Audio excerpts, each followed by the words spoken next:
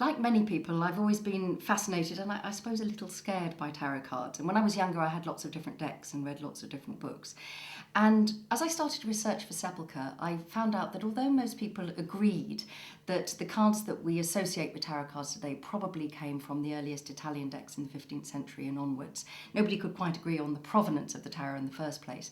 But that there was a tipping point in France in the 19th century, a tiny bit earlier, when the cards went from being beautiful playing cards with an additional extra 22 cards, the major arcana, that had characteristics. They were called the lovers or the hierophant or the devil.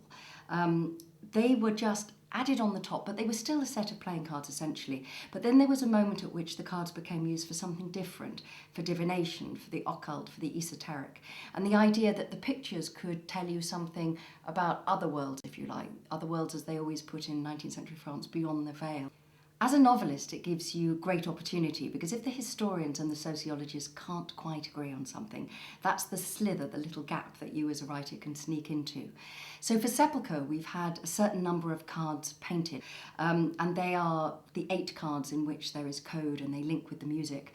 And this again partly came about because I discovered that there was an American at the beginning of the 20th century, a man called Paul Foster Case, who gave specific cards, specific notes of the musical scale. So of course I chose a C and an A and a D and an E for the name of the Domaine de la Cade, the house in the woods above Crenleybourne where the story takes place, and started to, much as we had with the music, put codes into those pictures.